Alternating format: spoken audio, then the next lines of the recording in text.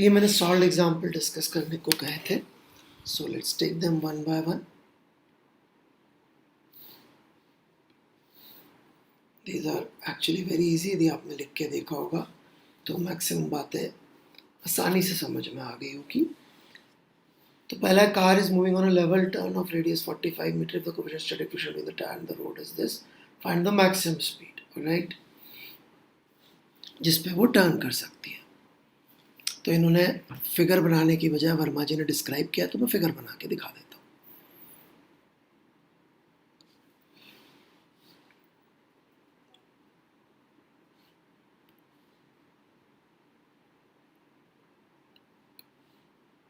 कि भाई ये एक आर रेडियस के टर्न पे कार जा रही है.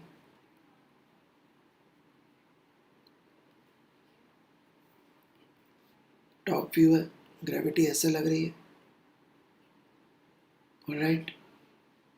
तो वर्टिकली अपवर्ड लग रहा होगा नॉर्मल, वर्टिकली डाउनवर्ड लग रहा होगा mg, और वर्टिकल डायरेक्शन में कोई एक्सेलरेशन नहीं है, n minus m g is equal to 0. बड़ी सिंपल सी बात है, ये डाउनवर्ड अपवर्ड खत्म.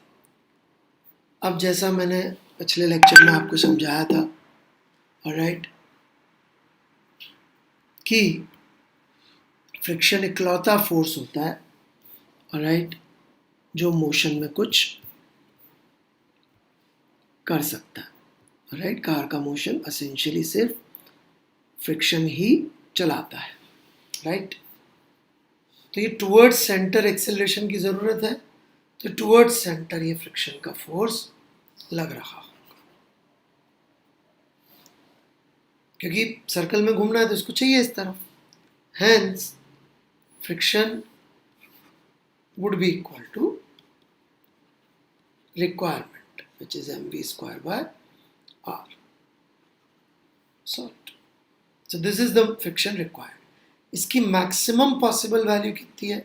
mu s mg, which limits the maximum possible speed that you can have.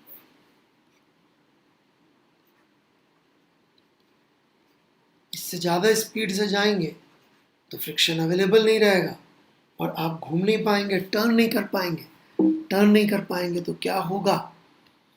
Turn नहीं कर पाएंगे तो गाड़ी सीधी निकल जाएगी इधर, और इधर खाई होगी, जबकि सड़क तो बस यहीं तक ही थी, तो एक्सीडेंट हो जाएगा. Very easy question. बैंकिंग वैसे मैंने पिछले लेक्चर में समझा दिया था, राइट, तो उसमें ये चीज़ कवर हो गई होगी. सेकेंड एग्जाम्पल, बस यहाँ पे ये समझ लीजिएगा कि ये अपन ने साइड व्यू बनाया है. ये एक पूरा का पूरा ट्रैक है जिसमें ये like this it is going, right. ऐसा पूरा का पूरा सर्कुलर ट्रैक है जिसका ये अपन ने साइड व्यू बना लिया, राइट. ये वर्मा जी ने बहुत अच्छा फिगर पीछे बैंकिंग में समझा के दे भी रखा है, आप देख सकते हैं किताब, ठीक है. तो इसमें इस दिशा में जो एक्सेलरेशन चाहिए होगा,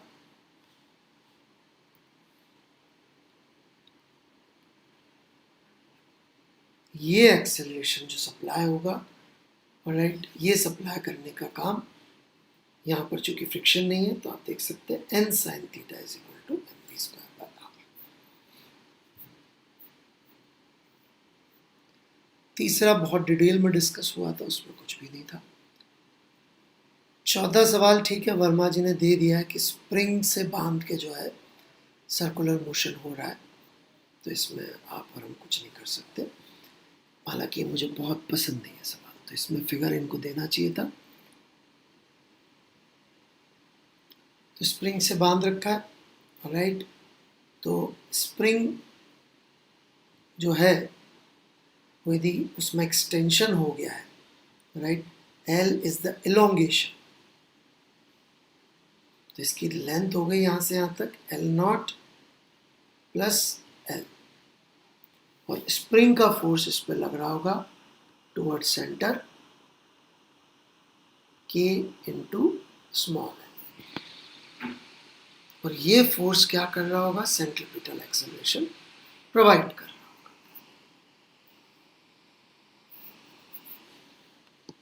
ठीक है.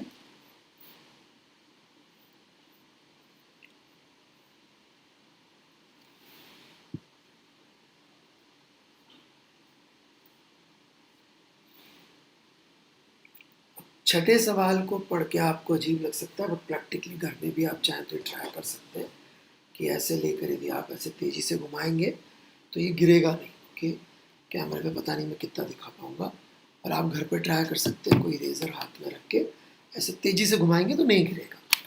राइट, नहीं गिरना इतना आश्चर्यजनक नहीं है। नहीं गिरने का लॉजिक बस ये है कि यदि नॉर्मल इज नॉन जीरो तो कॉन्टैक्ट नहीं टूटेगा, सिंपल सी बात है। तो इसमें यही किया, उन्होंने एफ बड़ी बनाया, एम जी और नॉर्मल दोनों नीचे लगा दिए, और नीचे की तरफ इसको सर्कुलर के लिए इक्वेशन लिख दिया।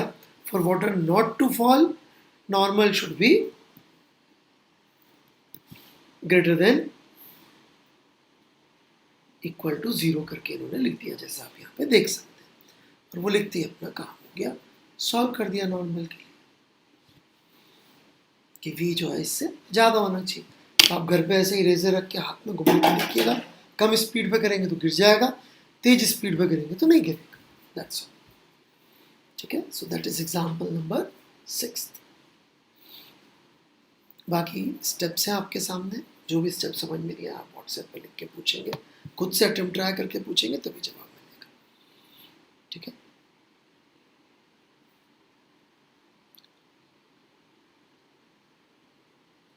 Then there is this 6th question.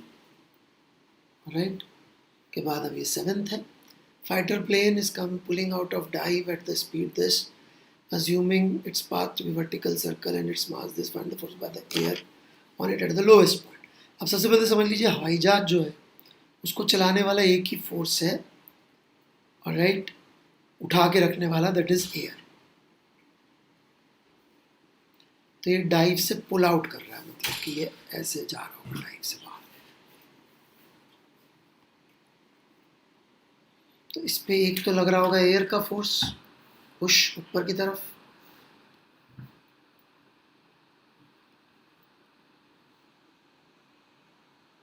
Right, और एक लग रहा होगा mg। तो ये इसमें लिख दिया F minus m g is equal to m v square by r. Solve कर दिया। एयर ही पुश कर सकती है उसको। 8th,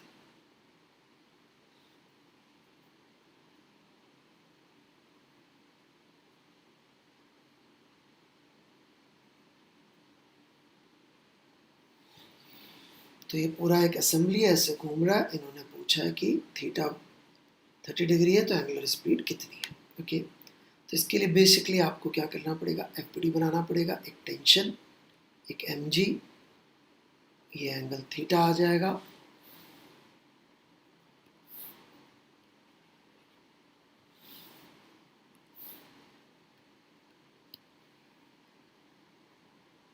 ये एंगल थीटा आ जाएगा। तो बड़ा इजीली आप देख सकते हैं कि टी का जो साइन थीटा कंपोनेंट आ रहा है, ये वाला कंपोनेंट, ये तो सर्कल में घुमा रहा होगा। सर्कल के लिए चाहिए होगी रेडियस। रेडियस कैसे निकलेगी, रेडियस सेंटर से दूरी है, सेंटर तो यहाँ है, तो यहाँ से दूरी कितनी हुई, एल तो सवाल में दे रखी है, ये रही एल, प्लस ये वाला डिस्टेंस, और तो ये वाला डिस्टेंस कितना हो गया, एल साइन थीटा हो गया डिस्टेंस। ये एल और ये, तो ये दूरी कितनी हो गई radius, l plus l sine theta, और ये न्यूटन सेकंड लगा दिया। टी का sine theta is equal to m omega square l plus sine theta. Vertical में फोर्स, क्योंकि एक्सेलरेशन नहीं है, सॉल्व कर दिया। बार बार यही चल रहा है सब सवालों में, आप देखेंगे। राइट, रॉड की ब्रेकिंग टेंशन दे रखी है भाई टी नॉट, कि इस टेंशन पे रॉड टूट जाती है। राइट, तो इसमें क्या होगा, ये टेंशन का फोर्स ही होगा जो इसको सर्कल में घुमा रहा है, तो वो कितना हो जाएगा, m omega square r, r is l. अभी ओमेगा को 2 पाई एफ कैसे लिख दिया भाई, ओमेगा है rate of traversing angle. Right, तो एफ फ्रिक्वेंसी का मतलब क्या है कि 1/f टाइम में एक पूरा चक्कर काट लेता है। एक पूरा चक्कर काटने का टाइम यही एंगुलर वेलोसिटी हो जाएगी। तो इसको सॉल्व कर लीजिए तो कितना आ गया 2πf। तो एंगुलर वेलोसिटी और फ्रिक्वेंसी को अपन ऐसे कह सकते हैं। फ्रिक्वेंसी क्या होती है? एक चक्कर काटने में लगा टाइम। 10वां हमने क्लास में डिस्कस कर लिया था, सॉल्व एग्जाम्पल, राइट। 11वां थोड़ा सा इंटरेस्टिंग है। इसमें क्या हो रहा है, ये हेमिस्फेरिकल बाउल में रख के, right, bowl is rotating with angular speed, right. यदि ये थीटा है तो कैसे हो रहा होगा? अगेन आप देखेंगे तो ये एक नॉर्मल फोर्स, ये mg, ये ऐसे घूम रहा है बाउल, राइट। तो क्या हो रहा होगा कि नॉर्मल का जो वर्टिकल कंपोनेंट है, राइट, वो तो mg को बैलेंस कर लेगा, और जो इसका हॉरिजॉन्टल कंपोनेंट आएगा n sin थीटा, वो जो रिक्वायर्ड सर्कुलर मोशन के लिए फोर्स है वो सप्लाई कर रहा होगा। अब इसमें ये गलती मत कर लीजिएगा कि रेडियस को r लिख दें, ये r है। जिस सर्कल में घूम रहा है उसका सेंटर देखिए मार्क किया हुआ c, तो रेडियस कितनी आ जाएगी? r sin theta. तो इसलिए यहाँ पर ये जो लिखा हुआ है ये रेडियस का रिप्लेसमेंट है, मैंने निकाल के भी दिखा। जिस सर्कल में घूम रहा है उसका सेंटर c है, o नहीं है। तो ये छोटी सी ध्यान देने की बात थी इस सवाल। 12वां सवाल बहुत ज़्यादा इम्पोर्टेंट क्वेश्चन है। आप लोग इसको सॉल्यूशन जैसा भी आपसे हो रहा है कॉपी करके लिख के एक बार पोस्ट करिए, फिर मैं इसका डिटेल डिस्कशन अगली क्लास में लूँगा। 12वां बहुत इम्पोर्टेंट सवाल है, very very very critical question, alright. ये इतनी बार रिपीट होता है कॉन्सेप्ट कि मैं क्या बताऊँ। तो आपको जितनी जितनी जो बातें 12वीं में समझ में आई है और जो समझ में नहीं आई है, लिख के मेरे को व्हाट्सएप में भेजिए कि सर ये सॉल्यूशन की ये स्टेप समझ में आई, ये समझ में नहीं आई। तो मैं वो सब इंक्लूड करूँगा अगले छोटा सा वीडियो जो मैं 12th के लिए बनाऊँगा उसमें।